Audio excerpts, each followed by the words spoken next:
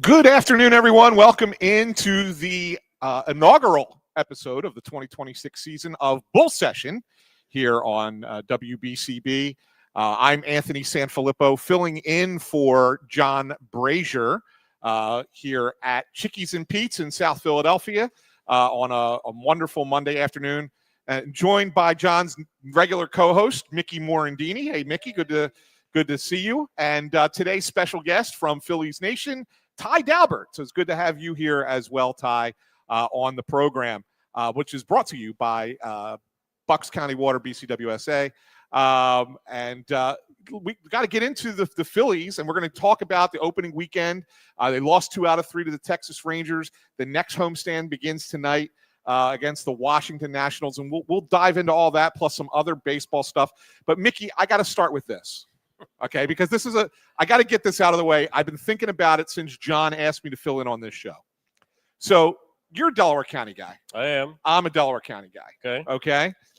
Back in the 90s, when I was first breaking into this business, before I got into this sports writing and sports broadcasting racket, I was a young 20-something who's learning the ropes in this industry, producing at another radio station. But they don't make a lot of money, those producers, right? So I needed a second gig. And my second job was waiting tables. Okay. And you and your family used to come into it. The restaurant does not exist anymore, but it was a Delco icon back in the day at Campbell's Boathouse. Okay. And I used to wait on you, I don't know, maybe 5-6 times you guys used to come in there. And I used to be your server at Campbell's Boathouse. I apologize, but I don't remember that. Yeah, I don't look anything the same. I've put on about 200 pounds since. Okay, so I don't look anything alike. I don't look anything like I did back then.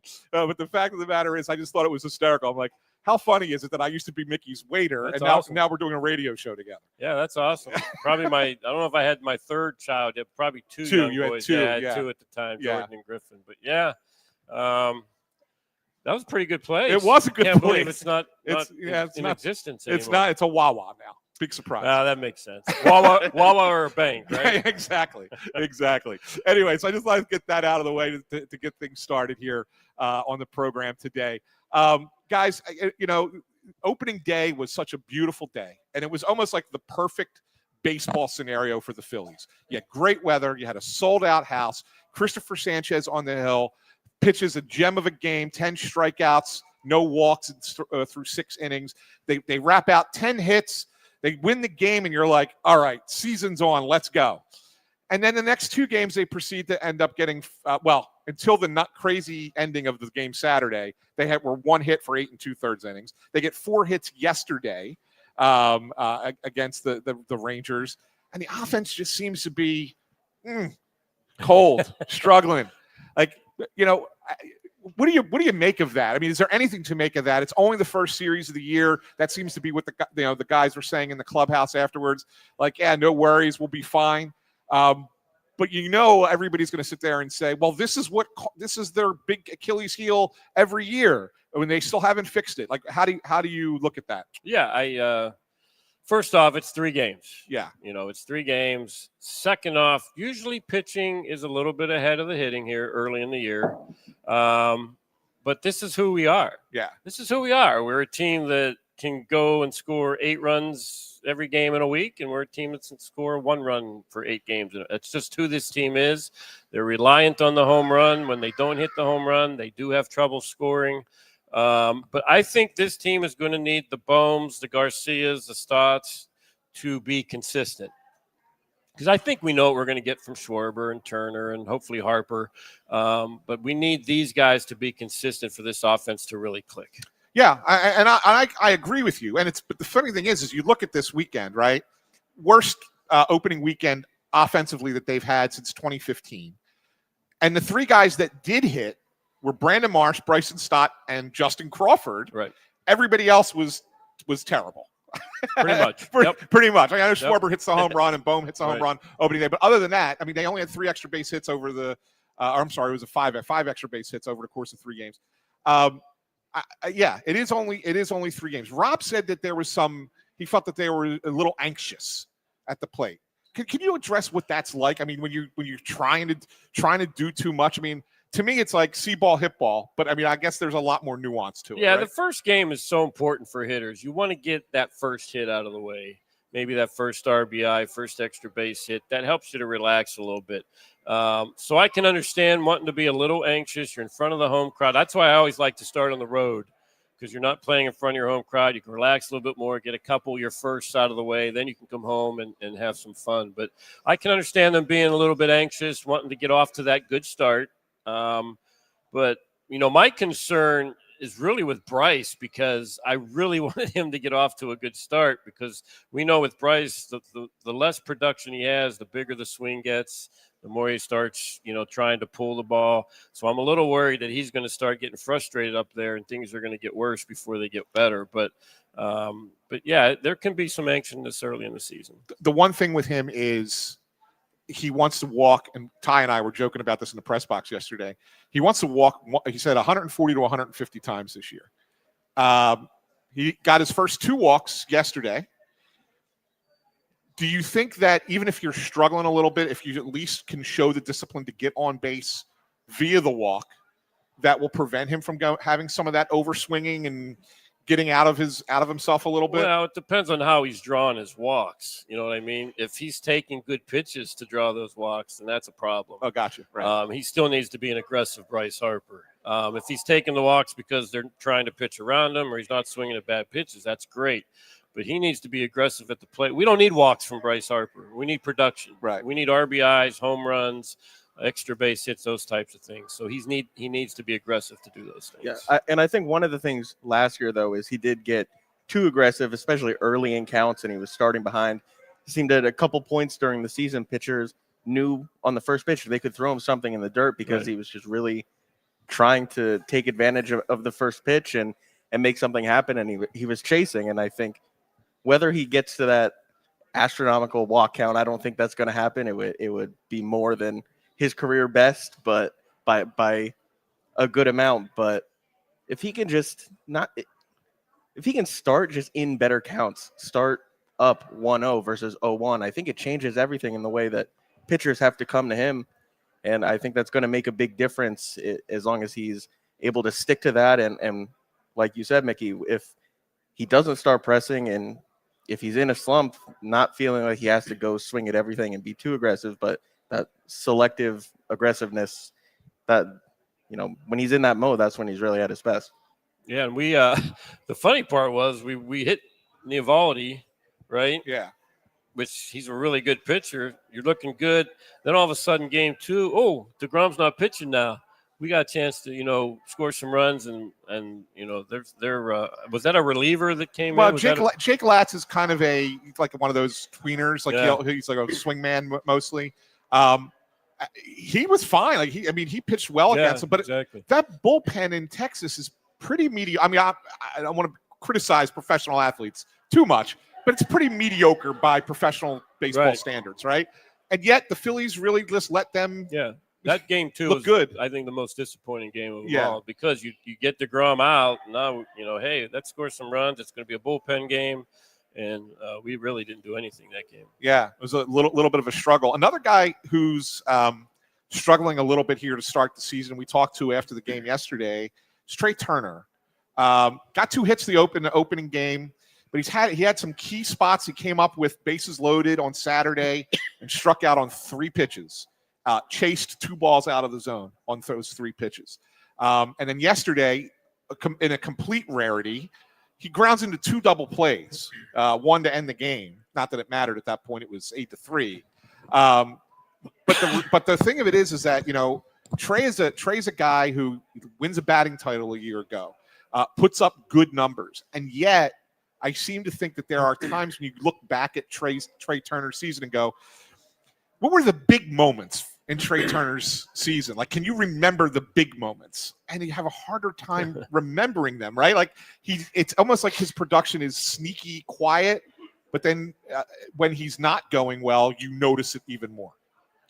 Yeah, I don't know. I don't remember a lot of big moments, but hitting 304 and getting on base and not trying to hit the long ball and stealing bases, that's really what his game needs to be. Agree. He needs to get on base, make things happen, and score runs. Like, one of his goals for me should be like score 120 runs. Yeah. Maybe still 50 base and score 120 ones. I just think today's hitters are so enamored with the home run. And I know Trey is. Yeah. And he doesn't need to be. And I know Rob had talked to him last year about cutting down on the swing, just getting on base, making things happen. He did a really good job of that. But I don't think Trey had a very good spring training either. Terrible. So maybe it's just going to take a little while for him to get going. But he's too good of a hitter and an athlete to be in a prolonged slump, per se. And he talked about that yesterday, He did. Ty.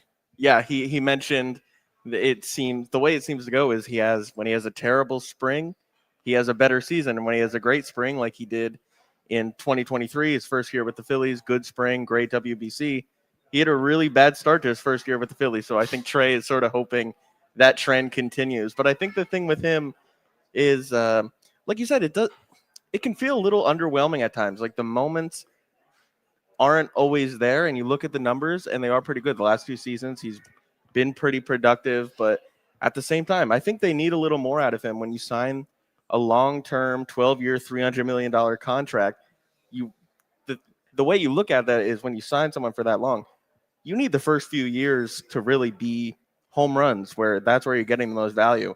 And I think at different times throughout his career with the Nationals and Dodgers, like Trey Turner, this is somebody who might be an MVP candidate, one of the best players in the major leagues. And the Phillies haven't quite gotten that.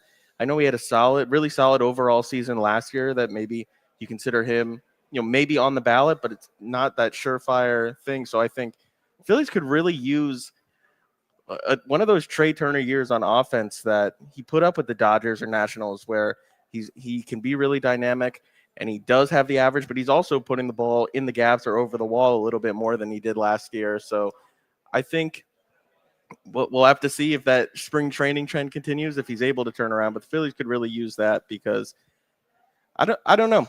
He's had solid years, but I think going into it, you would have hoped for a little bit more, especially considering he's missed a little bit of a chunk of time with injuries also through his first few seasons with the Phillies. Yeah, and a lot of people forget he did finish 5th in the MVP voting last year, right? I mean, I think it's the one thing to kind of keep in mind. It's like you might be a little bit underwhelmed, and I think that you made a good point there, Ty, because it's all, to me, the expectations for Trey Turner are all about the fact that he's a $300 million player, right? Like if Trey Turner was half that, if he signed for $150 million and did what he's doing, he'd be beloved, right? But so it's really kind of like, okay, you're the number 2 highest paid player on the team collectively, total dollars, behind Bryce Harper. You need to be that good of a player, and if you're just shy of that, you're going to leave people wanting more. And I think that's probably what he's facing. I brought up the pitching a little bit, and talking about Christopher Sanchez, and he had such a great opener,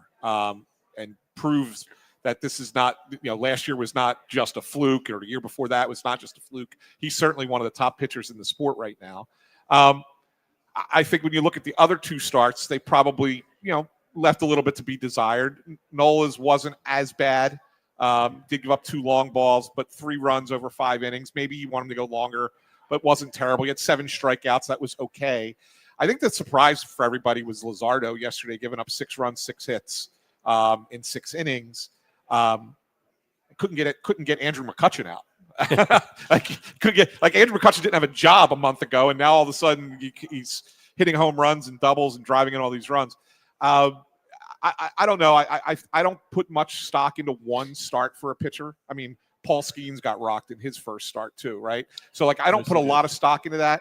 But I do think that there's a correlation here. When the offense is inconsistent, it puts added pressure on these starting pitchers to be as close to flawless as possible. And if they're not, you're going to have a hard time winning a game. No question. When you see those zeros put up, early in the game with your offense, it does put a lot of pressure on your pitcher to keep the score low. But like you said, I wouldn't put much stock into one start.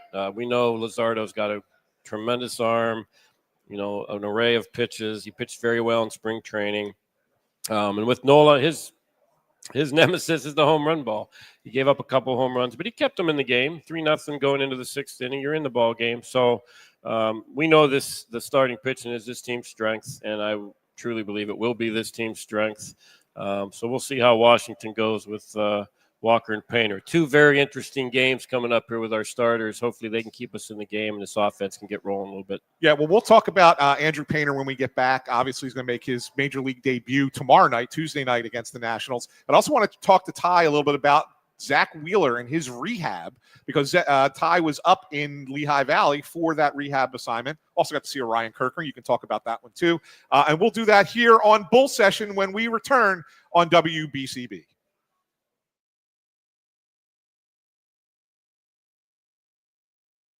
Hi, it's Pete from Chickie and Pete's. Bring your party to Chickie and Pete's. We can handle groups of all sizes at our locations across the Delaware Valley. Big parties, small parties, company parties, family parties, get-togethers with friends. Order off the menu or our special catering options. We can do it all, including coming to your home or office or special Play 2 party packages at our South Philly location. Book your party today. Hurry, the space is limited. Visit chickieandpete's.com for details. Chickie and Pete's is official caterer of the Philadelphia Eagles Touchdown Club and a proud partner of the Philadelphia Eagles.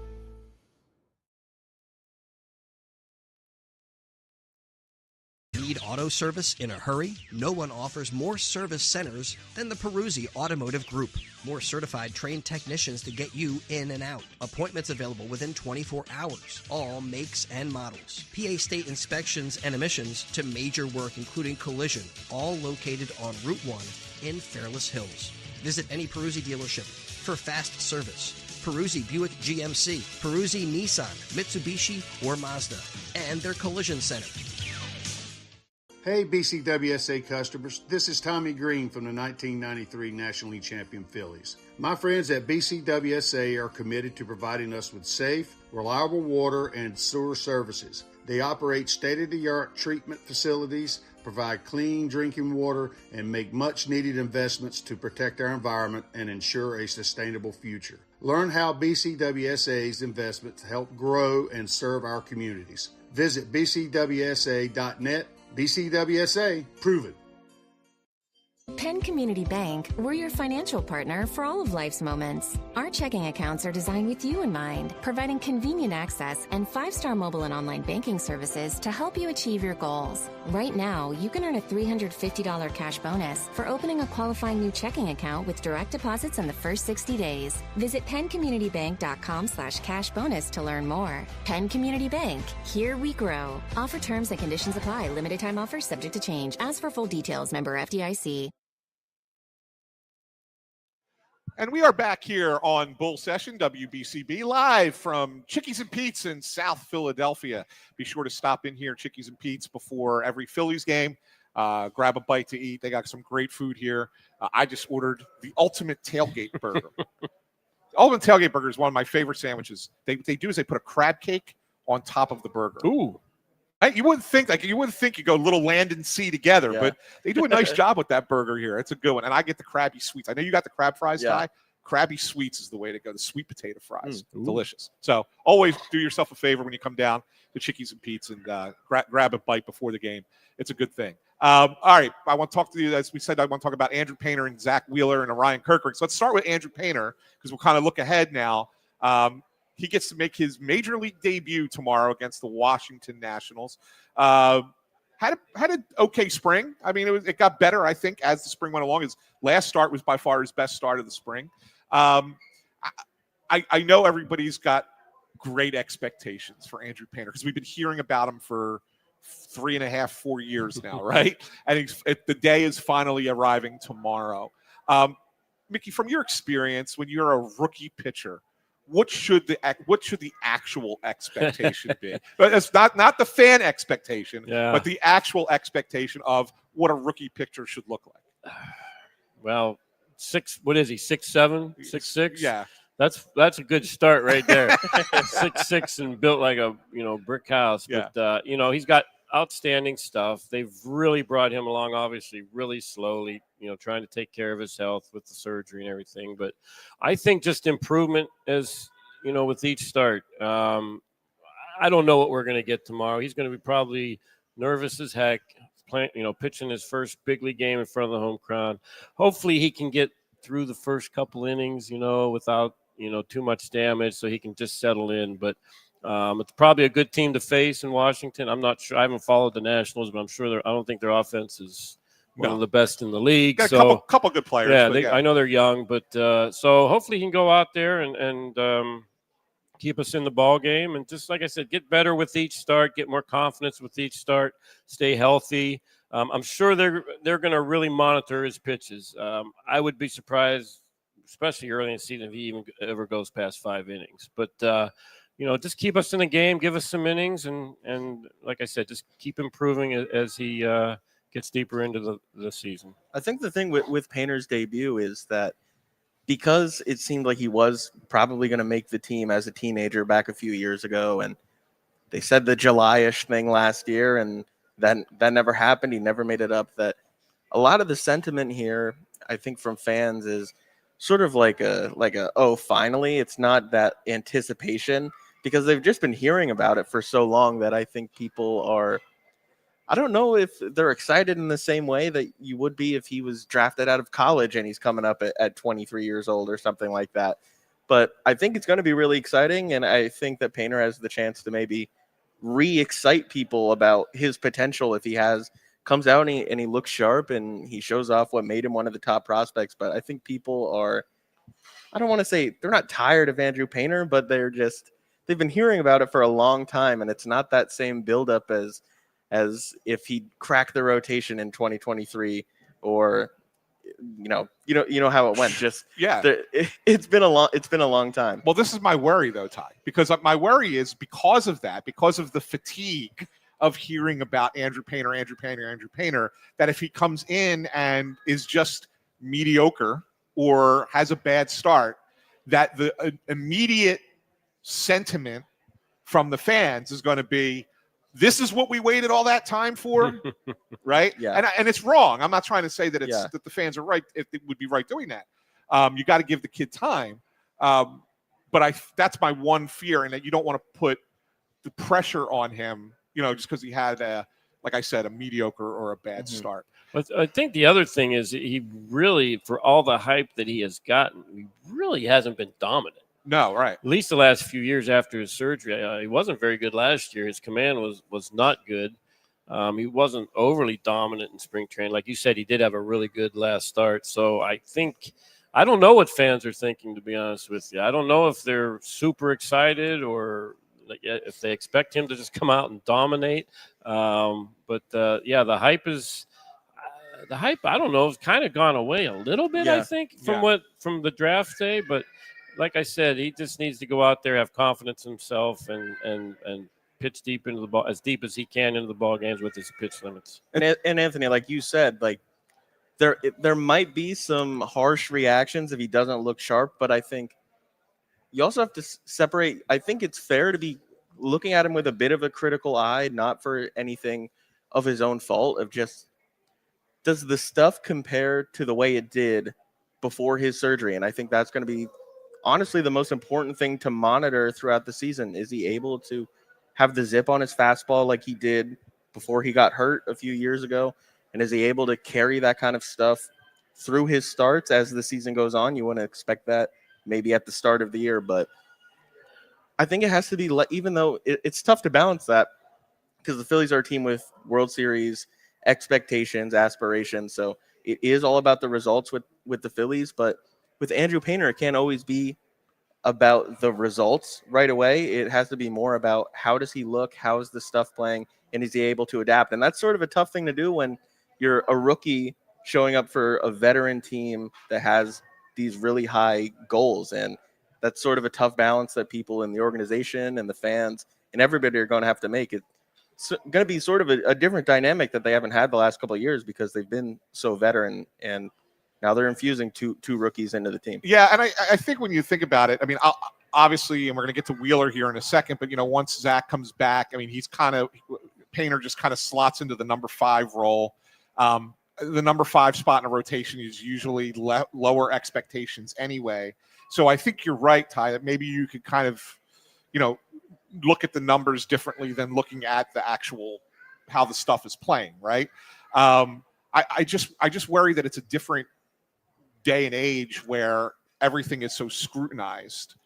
Like it wasn't like when you played. Like, I mean, people watch the game and had opinions, but we didn't have the data points that we have now, right? Like to kind of dive into what you were doing on a daily basis and determine whether that was a good thing or a bad thing. It was just, did you get a couple hits or did you go 0 for 4? Like, it's a whole different mindset now. And I worry that with too much information, it could snowball a little bit. Yeah, I think the one thing that's in his favor is he's got a veteran starting pitching staff behind him.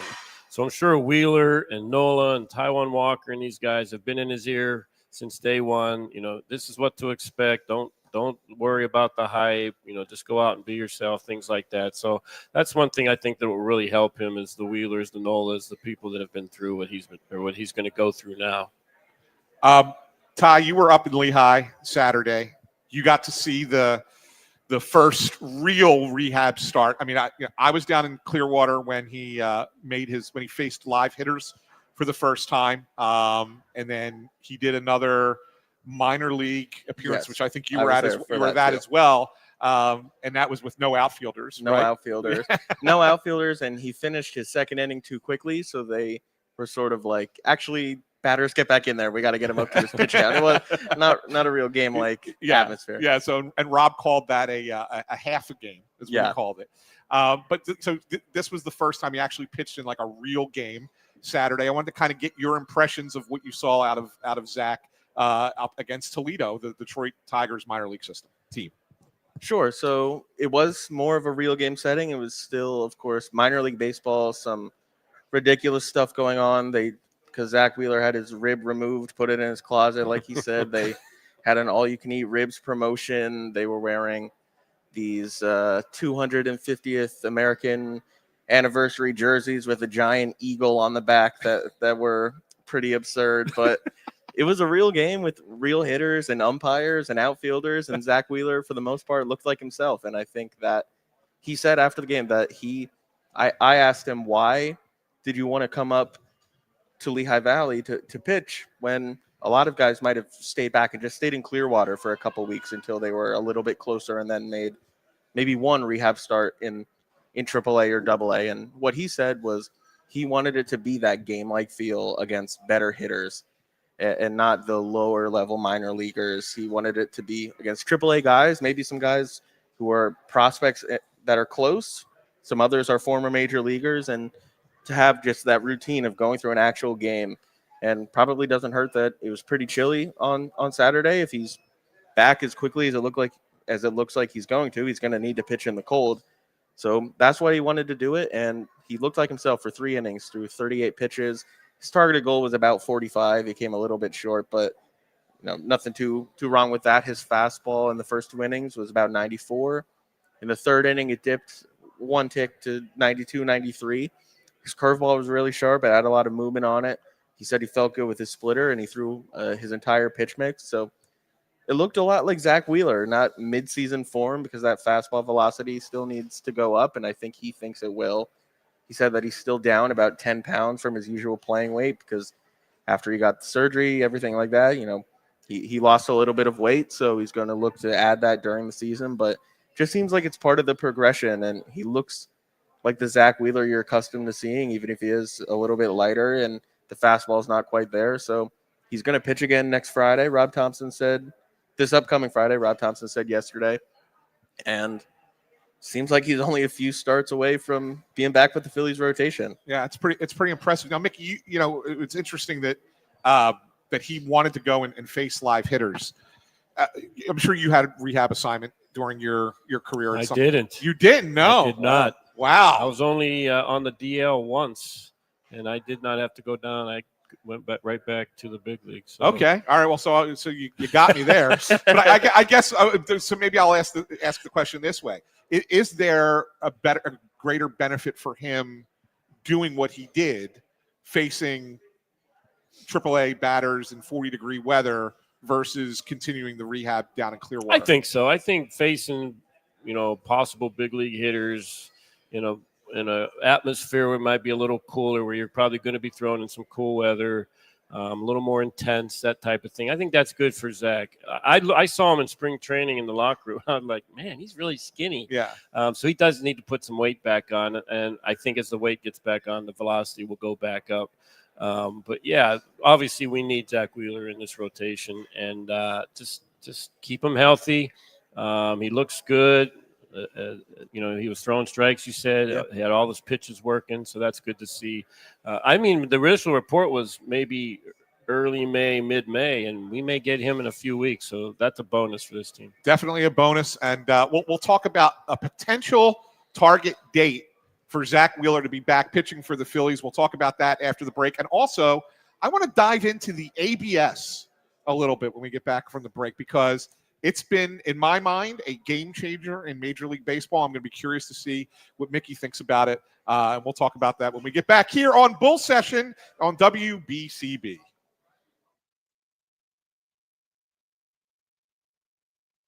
Hi, it's Pete from Chickie and Pete's. Bring your party to Chickie and Pete's. We can handle groups of all sizes at our locations across the Delaware Valley. Big parties, small parties, company parties, family parties, get-togethers with friends. Order off the menu or our special catering options. We can do it all, including coming to your home or office, or special Play 2 party packages at our South Philly location. Book your party today. Hurry, the space is limited. Visit chickieandpete's.com for details. Chickie and Pete's is official caterer of the Philadelphia Eagles Touchdown Club and a proud partner of the Philadelphia Eagles. Need auto service in a hurry? No one offers more service centers than the Peruzzi Automotive Group. More certified trained technicians to get you in and out. Appointments available within 24 hours. All makes and models. PA state inspections and emissions to major work including collision. All located on Route 1 in Fairless Hills. Visit any Peruzzi dealership for fast service. Peruzzi Buick GMC, Peruzzi Nissan, Mitsubishi, or Mazda. And their collision center. At Penn Community Bank, we're your financial partner for all of life's moments. Our checking accounts are designed with you in mind, providing convenient access and 5-star mobile and online banking services to help you achieve your goals. Right now, you can earn a $350 cash bonus for opening a qualifying new checking account with direct deposits in the first 60 days. Visit PennCommunityBank.com/cash bonus to learn more. Penn Community Bank, here we grow. Offer terms and conditions apply. Limited time offers subject to change. Ask for full details. Member FDIC. Hey BCWSA customers, this is Tommy Green from the 1993 National League Champion Phillies. My friends at BCWSA are committed to providing us with safe, reliable water and sewer services. They operate state-of-the-art treatment facilities, provide clean drinking water, and make much-needed investments to protect our environment and ensure a sustainable future. Learn how BCWSA's investments help grow and serve our communities. Visit bcwsa.net. BCWSA, prove it. And we're back here on Bull Session, WBCB, and live from Chickie's and Pete's in South Philadelphia as the Phillies prepare for the Washington Nationals in the start of a 3-game series here, the second series of the season. And we were talking a little bit about Zach Wheeler before the break. And, Ty was talking about how he looked a lot like Zach Wheeler, and Mickey was saying add a few more pounds and that fastball be right back up to 97 again after a couple more starts. And I just want to kind of get into the possibility of where we're talking about that. Mickey hinted, it could be mid-April, and I think he's right on with that. Ty, Rob this weekend gave us a few more clues into when Zach could be back. We know he's pitching Friday in Durham against the Durham Bulls with Lehigh Valley. And then he's going to get another start next week. Originally, Rob said it was going to be in Reading, but then yesterday kind of backtracked on that, said it could be with Lehigh Valley again. Either way, he's got 2 more rehab starts for sure. And then after that they didn't say. Yeah. So do you really think that there's a possibility that, say, the end of that Cubs series or the beginning of the Braves series when they have that home stretch in mid-April, that could be when we see Zach Wheeler back in the rotation? I think there's a decent chance. I think it's notable that they kind of left it open-ended after the next 2 starts. They don't want to commit to it because if there's a setback this early, you wouldn't want to, have to backtrack on that kind of commitment. But I think if all goes well, you have to imagine that if he gets up to 5 innings, around 70 pitches after this 3rd rehab start, he's going to be pushing to pitch in the major leagues. He's probably going to say, what's the point of another one? Just get me to the big leagues. And how could you question that as long as he feels healthy? You'd rather have 5-6 innings of Zach Wheeler more than almost anybody else in baseball. So I think that homestand, the Cubs, the Braves, I think there's a decent chance that Zach Wheeler is going to be pitching at Citizens Bank Park. Yeah, and not only that, when you really think about it, right? Like, I know we're only talking about April, but every game matters the same. Yeah. And this year, it's probably going to be a little bit closer of a race in the division this year. The Mets are improved, although I'm still not fully in on their pitching. The Braves are an enigma because they have good offense, but their pitching is a mess right now. But it still should be a little bit closer. Any additional start you can get out of a player of Zach Wheeler's ilk gives you that much more of a chance of still staying in front of everybody else, right? And so, like, that's why I think it matters.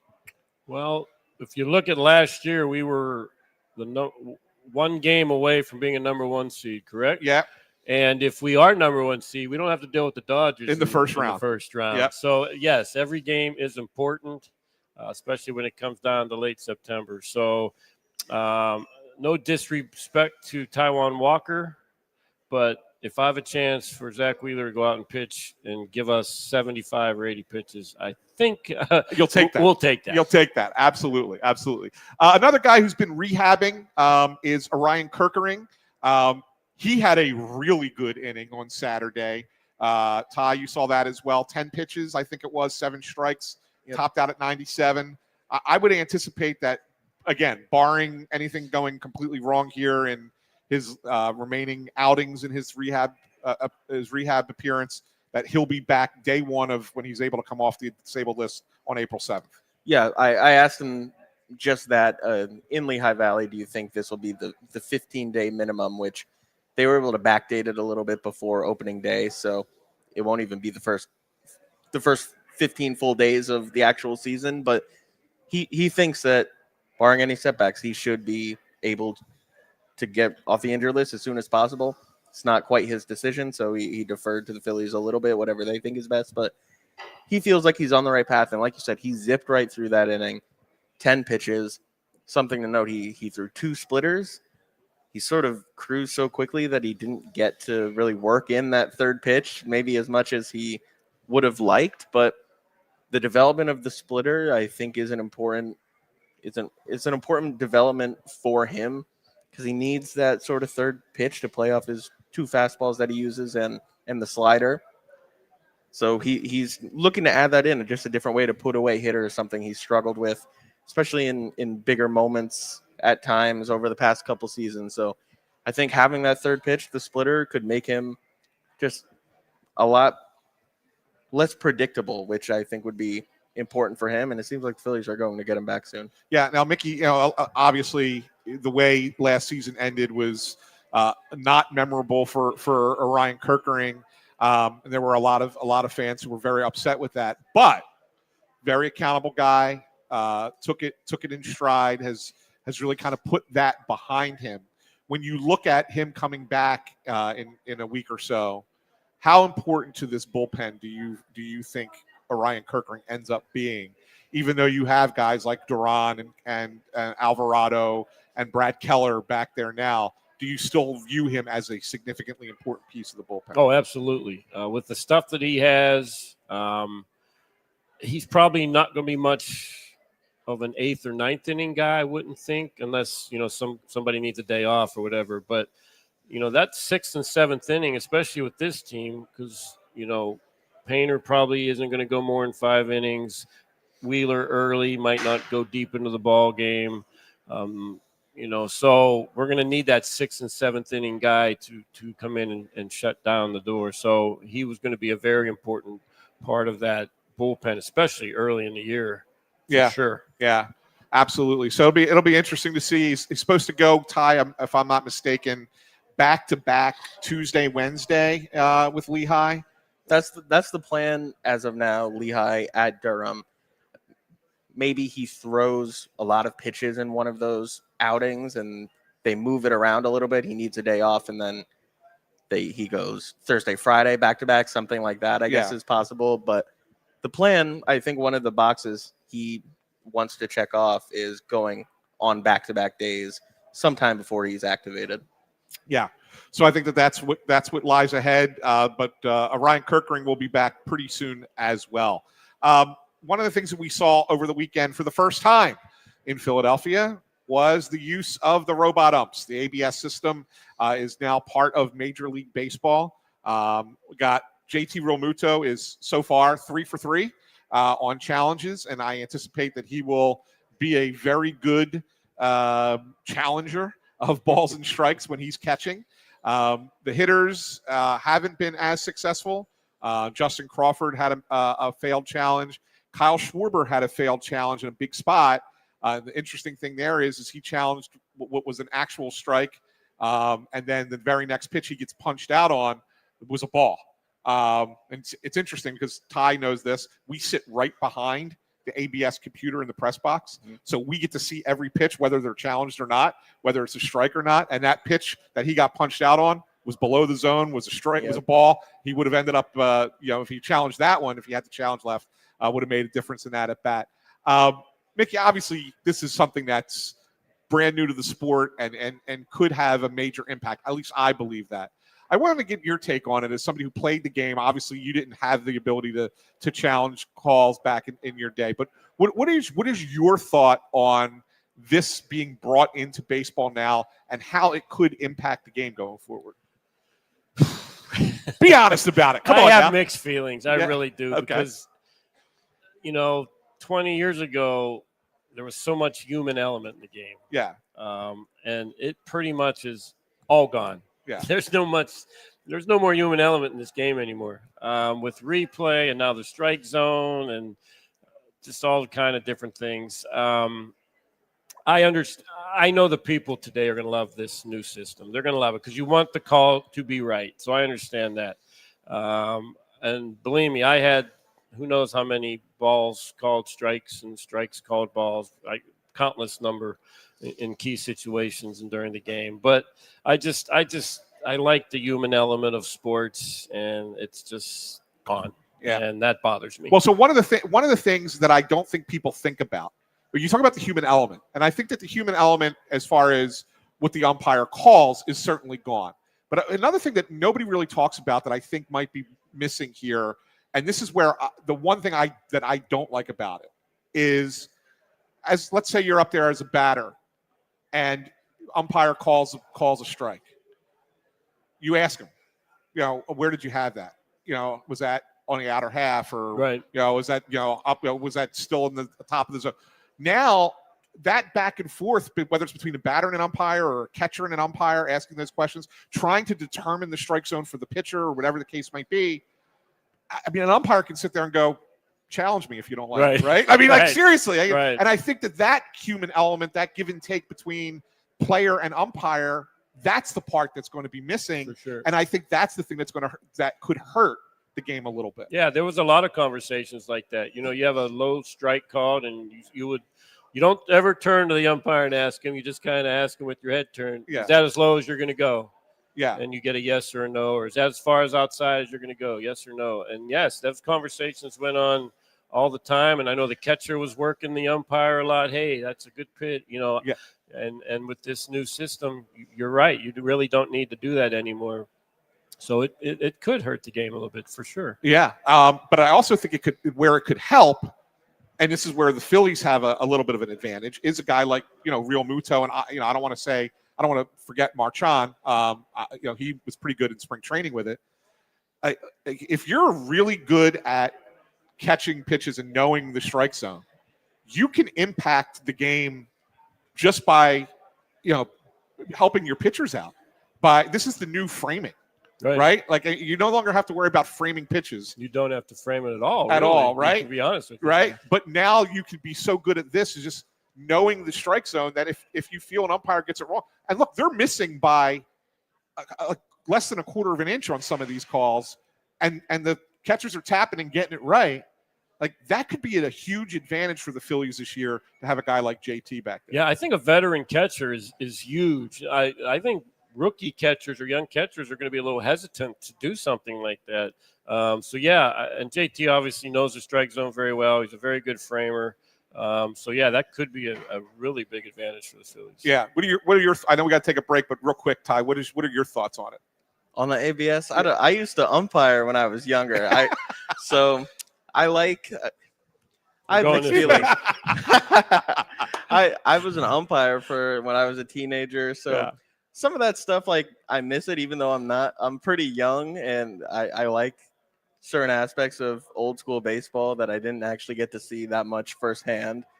But you always want to get the calls right, so I get that part. Well, there is no more old school baseball. No more aspects of old school baseball. There's certain parts of the game that I think are missing, like Mickey said, that there's those ins and outs that just aren't the same, and there's always that trade-off. Yeah, for sure. I miss taking someone out at second. I miss the collisions at home. I miss the manager arguments where he's kicking dirt on the home plate and throwing bases, we all do, throwing Mickey. bats. And, yeah, we all do. I miss all that stuff, and obviously we will never get that back. Did you ever have a best argument? I never won an argument. I know that. But with the strike zone thing, I remember I had the bases loaded once with Eric Gregg, and he called a breaking ball. It was literally a foot and a half outside, rings me up. That would have been one of those times where, and it would have, I would have hit a home run the next pitch. There you go. There you go. Absolutely. All right. Well, we got one more break, and then we'll be back to wrap up the show. Looking ahead at the Phillies and Nationals series that is coming up here in the next 3 days, starting tonight. And we'll be right back here on WBCB with Bull Session.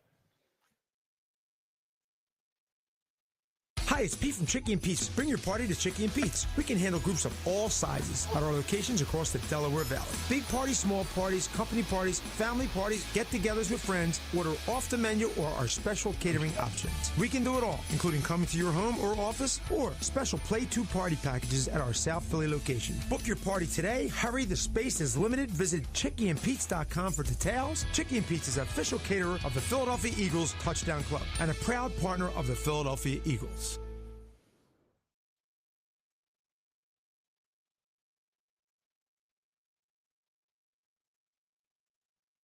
Need auto service in a hurry? No one offers more service centers than the Peruzzi Automotive Group.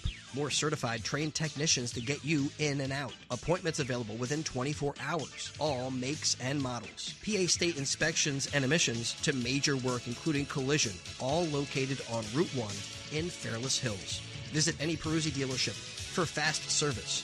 Peruzzi Buick GMC, Peruzzi Nissan, Mitsubishi, or Mazda. And their collision center.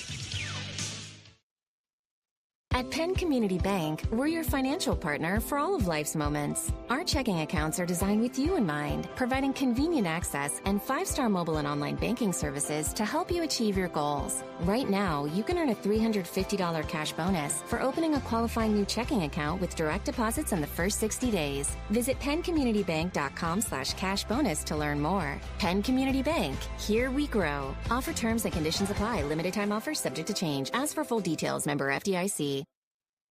Hey BCWSA customers, this is Tommy Green from the 1993 National League Champion Phillies. My friends at BCWSA are committed to providing us with safe, reliable water and sewer services. They operate state-of-the-art treatment facilities, provide clean drinking water, and make much-needed investments to protect our environment and ensure a sustainable future. Learn how BCWSA's investments help grow and serve our communities. Visit bcwsa.net. BCWSA, proven. And we are back here on Bull Session, WBCB, live from Chickies and Pete's in South Philadelphia. And the Philadelphia Phillies are back at it again tonight, opening a series against the Washington Nationals. Taijuan Walker on the hill tonight, Andrew Painter tomorrow, Chris Sanchez on Wednesday to wrap up the series. Guys, what are you looking for in this series? For the Phillies. Obviously, we all want to look at them and say you need to hit better, right? I mean, you can't do what you did against the Texas Rangers. But Is there one player, one thing specific that you'd like to see, or you're going to be watching for this weekend or this week? Well, other than Painter pitching, we got to get Garcia going. I mean, we brought this guy in to be a middle order, in the middle of the order, hitting some home runs, driving in runs. We know he's a good defensive player, but we need some offense from him, and that's going to be a big key for this team. Can he protect those left-handed hitters in the lineup, especially when lefties are throwing? We need some right-handed bats. And the other thing I'm kind of worried about is this lawsuit for Bohm. How's this going to affect him on the field? I mean, when you have a lawsuit against your parents, that's got to really weigh on you big time. And I hope he can separate that from being between those white lines and playing the game. That's a concern for me. Well, I want to get into both of those things. Let's before we get to ties, what he's looking for. Let's talk about Garcia first, and we'll get into Bohm.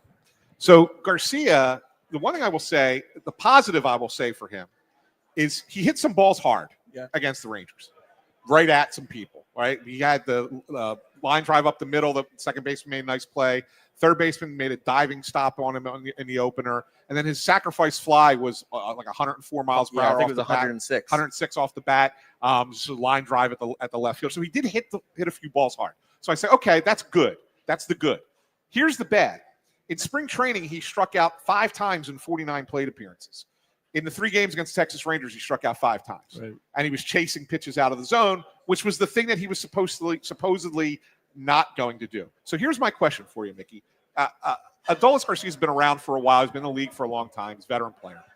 And they bring him in and they say, we're going to make these adjustments and we're going to make you a more patient hitter. You're going to just swing at pitches in zone. You're not going to chase as much.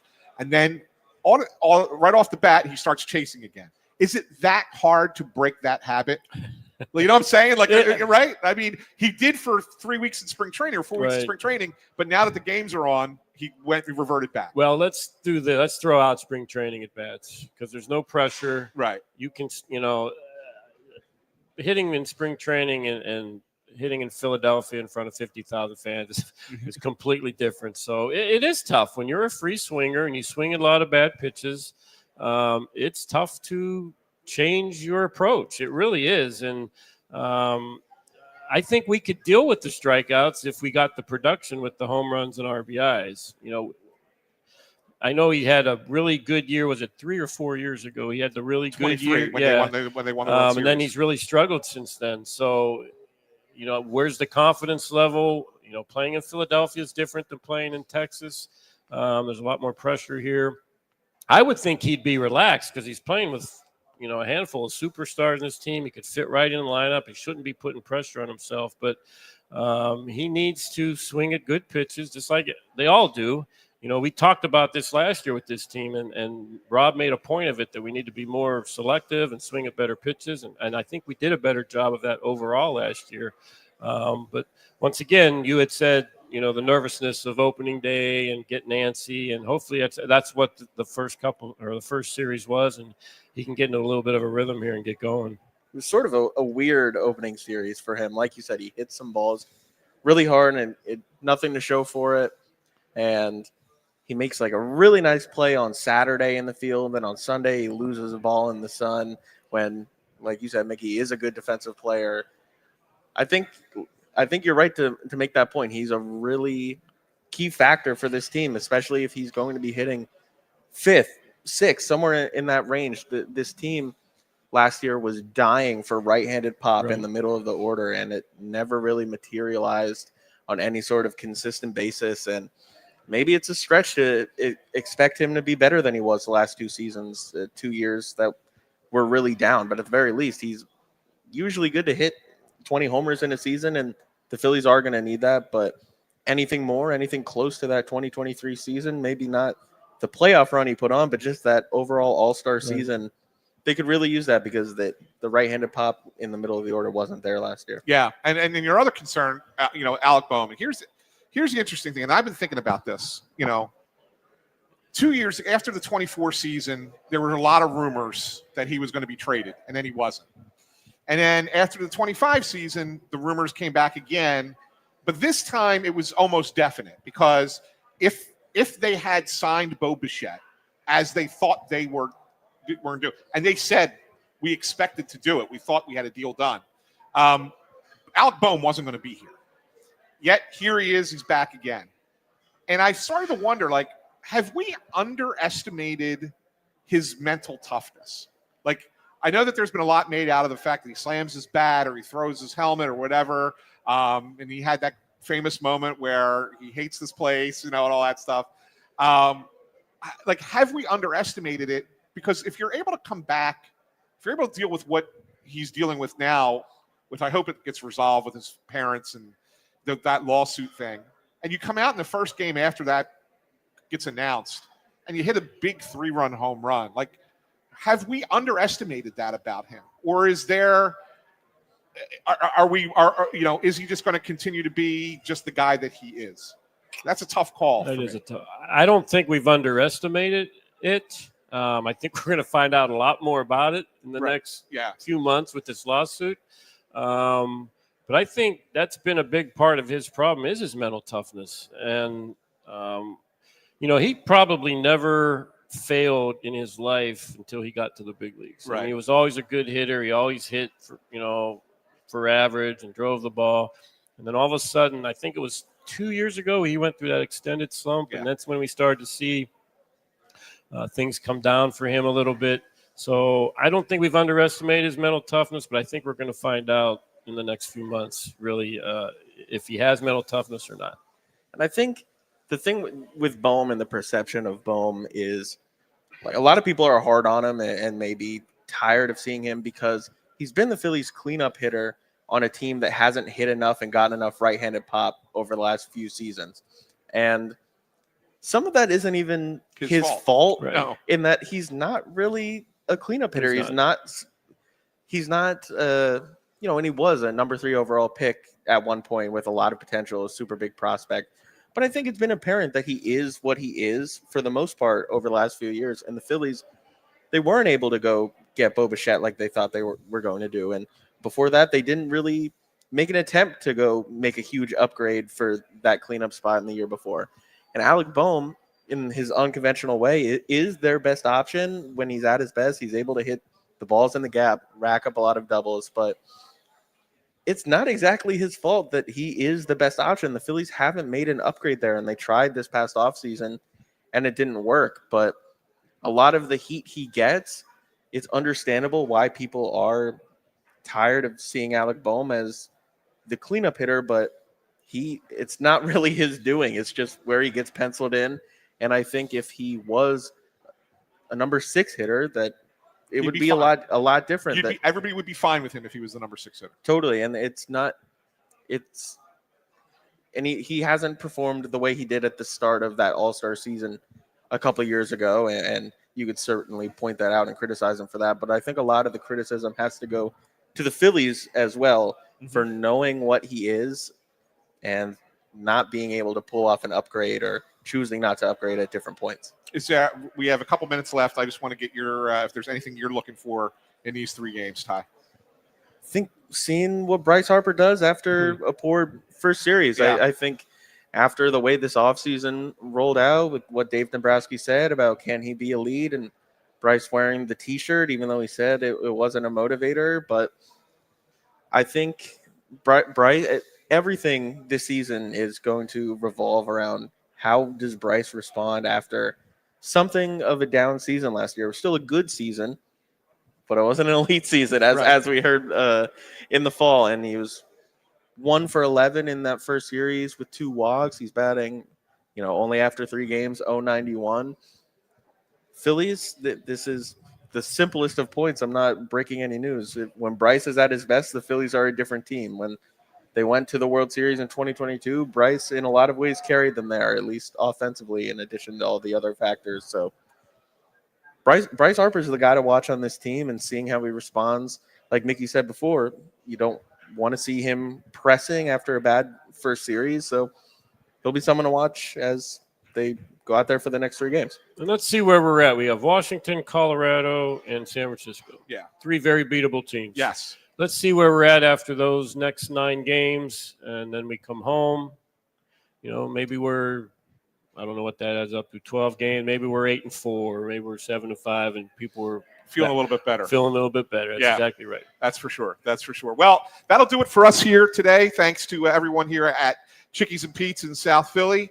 We'll be back next week with a bull session. Do you remember where we're at next week, Chris? I forget where we're at. That's all right. No big deal. But we'll be live on both WBCB on our YouTube page, also on the On Pattison YouTube page, part of the Federi Sports Network. Thanks to Chris Ermer for his production here. Thanks to Mickey Morandini, Ty Daubert joining us from Phillies Nation. Enjoy the Philly series this week and then out in Colorado. And then we will talk to you again next Monday here on Bull Session. Have a good day, everyone.